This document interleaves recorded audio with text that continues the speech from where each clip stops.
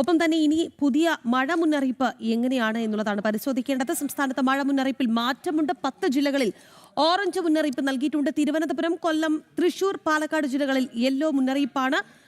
മുഖ്യമന്ത്രിയുടെ നേതൃത്വത്തിൽ മഴക്കെടുതി വിലയിരുത്താനുള്ള ഉന്നതതല യോഗവും ആരംഭിച്ചിട്ടുണ്ട്. ശാലിനി ചേരുകയാണ് തലസ്ഥാനത്ത് നിന്ന് വാർത്തയുടെ വിശദാംശങ്ങളുമായി. ശാലിനി, അതായത് തൃശൂർ, തിരുവനന്തപുരം, കൊല്ലം, പാലക്കാട് ജില്ലകൾ ഒഴികെ മറ്റ് 10 ജില്ലകൾക്ക് ഓറഞ്ച് മുന്നറിയിപ്പ്. ഒപ്പം തന്നെ ഈ 4 ജില്ലകൾക്ക് യെല്ലോ മുന്നറിയിപ്പാണ്. ഒപ്പം തന്നെ മുഖ്യമന്ത്രി ഒടുവിൽ കളക്ടർമാരുടെ യോഗം വിളിച്ചിട്ടുണ്ട്. ഉന്നതതല യോഗം ആരംഭിച്ചിട്ടുണ്ട്. വിവരങ്ങൾ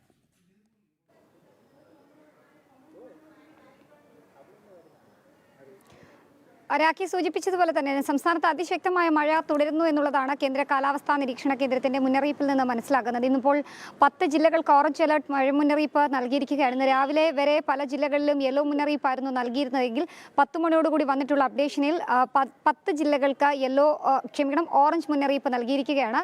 തിരുവനന്തപുരം, കൊല്ലം, പാലക്കാട്, തൃശൂർ ജില്ലകൾ ഒഴികെയുള്ള എല്ലാ ജില്ലകൾക്കുമാണ് ഓറഞ്ച് മുന്നറിയിപ്പ് നൽകിയിട്ടുള്ളത്. അതിന്റെ ഭാഗമായിട്ടൊക്കെ മഴക്കെടുതികൾ പലയിടത്തും ഉണ്ടാകുന്നുണ്ട്. മഴക്കെടുതികൾ രൂക്ഷമായ സാഹചര്യത്തിൽ ഉന്നതതല യോഗം മുഖ്യമന്ത്രിയുടെ അധ്യക്ഷതയിൽ ചേർന്നുകൊണ്ടിരിക്കുകയാണ്. അല്പസമയത്തിനകം യോഗം അവസാനിക്കും. ഓരോ ജില്ലയിലെയും കളക്ടർമാർ ഉൾപ്പെടെയുള്ളവർ യോഗത്തിൽ പങ്കെടുക്കുന്നുണ്ട്. തദ്ദേശ റവന്യൂ വകുപ്പ് ഉദ്യോഗസ്ഥർ, മന്ത്രിമാർ അടക്കമുള്ളവർ യോഗത്തിന്റെ ഭാഗമാവുകയാണ്. പ്രധാനമായും ഏത് തരത്തിലുള്ള പ്രതിരോധ പ്രവർത്തനങ്ങൾ, ഒപ്പം തന്നെ മറ്റ് നടപടിക്രമങ്ങൾ ഏകോപിപ്പിക്കണം എന്നതടക്കമുള്ള കാര്യങ്ങളാണ് ഈ യോഗത്തിൽ ചർച്ച ചെയ്യുന്നത്. ഓരോ ജില്ലയിലെയും പ്രത്യേക സാഹചര്യങ്ങൾ പരിശോധിക്കുന്നുണ്ട്. കൂടുതൽ കേന്ദ്ര സഹായം, NDRFന്റെ സഹായം അടക്കം ഉണ്ടെങ്കിൽ അത് ഏർപ്പെടുത്തുന്നതടക്കമുള്ള കാര്യങ്ങളും ഈ യോഗത്തിൽ ചർച്ചയാവുകയാണ്.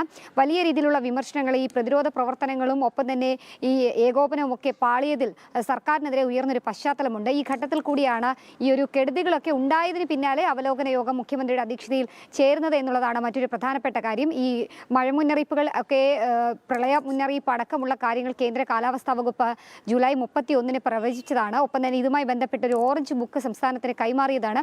7 പേജുകളുള്ള ഈ ഓറഞ്ച് ബുക്കിൽ സംസ്ഥാനത്ത് ഏതൊക്കെ മേഖലകളിൽ പ്രളയം ഉണ്ടാകാൻ സാധ്യതയുണ്ട്, മണ്ണിടിച്ചിൽ, മലയിടിച്ചിൽ ഉണ്ടാകാൻ സാധ്യതയുള്ള എന്തൊക്കെ മുന്നൊരുക്കങ്ങൾ വേണം എന്നതടക്കമുള്ള കാര്യങ്ങൾ വിശദീകരിച്ചതാണ്. പക്ഷേ ആ ഒരു മുന്നൊരുക്കം സംബന്ധിച്ചുള്ള ഓറഞ്ച് ബുക്കും സംസ്ഥാന ദുരന്ത നിവാരണ അതോറിറ്റിയുടെ അറിയിപ്പും ഒക്കെ സർക്കാർ അവഗണിച്ചു എന്നുള്ളതിൻ്റെ ഫലമാണ് ഇപ്പോൾ സംസ്ഥാന വ്യാപകമായി ഉണ്ടായിട്ടുള്ള മഴക്കെടുതികൾ, മരണങ്ങളൊക്കെ എന്നുള്ളതാണ് വിലയിരുത്തപ്പെടുന്നത്. ഈ സാഹചര്യത്തിലാണ് സർക്കാരിനെതിരെ വിമർശനം ഉയർന്ന പശ്ചാത്തലത്തിൽ മുഖ്യമന്ത്രി അടക്കമുള്ളവർ ഈ കെടുതി മേഖലകൾ സന്ദർശിക്കാതെ വിരുന്നുകൂടി നടക്കുന്ന സാഹചര്യത്തിൽ മുഖ്യമന്ത്രിക്കെതിരെ വിമർശനം ഉയർന്ന പശ്ചാത്തലത്തിൽ കൂടിയാണ് ഇന്നിപ്പോൾ അടിയന്തര യോഗം ചേരുന്നത്. യോഗശേഷം 12 മണിയോടുകൂടി മുഖ്യമന്ത്രിയുടെ വാർത്താ സമ്മേളനം ഉണ്ടാകുമെന്നുള്ളതാണ് അറിയിച്ചിട്ടുള്ളത്. എന്തായാലും മഴ തിരുവനന്തപുരം, കൊല്ലം, പാലക്കാട്, തൃശൂർ ജില്ലകൾ ഒഴികെ ബാക്കി എല്ലാ ജില്ലകളിലും അതിശക്തമായി തന്നെ തുടരുമെന്നുള്ള മുന്നറിയിപ്പാണ് നൽകുന്നത്.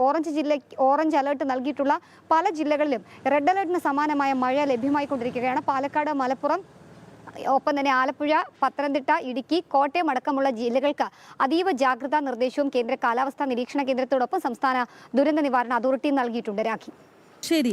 സംസ്ഥാനത്ത് തീവ്ര മഴ മുന്നറിയിപ്പാണ് നൽകിയിരിക്കുന്നത്. 10 ജില്ലകൾക്കാണ് ഓറഞ്ച് മുന്നറിയിപ്പ് നൽകിയിരിക്കുന്നത്. തിരുവനന്തപുരം, കൊല്ലം, തൃശൂർ, പാലക്കാട് ജില്ലകളിൽ യെല്ലോ മുന്നറിയിപ്പാണ്. എന്തായാലും ഇപ്പോൾ മുഖ്യമന്ത്രിയുടെ നേതൃത്വത്തിൽ മഴക്കെടുതി വിലയിരുത്താൻ ഉന്നതതല യോഗം ചേരുന്നുണ്ട്. തലസ്ഥാനത്ത് ഓൺലൈനായിട്ടാണ് യോഗം ചേരുന്നത്. ശാലിനിയാണ് വാർത്തയുടെ വിശദാംശങ്ങൾ നൽകിയത്. 12 മണിയോടുകൂടി മുഖ്യമന്ത്രി മാധ്യമങ്ങളെ കാണാനുള്ള സാധ്യത കൂടി ശാലിനി പങ്കുവയ്ക്കുകയുണ്ടായി. ഇനി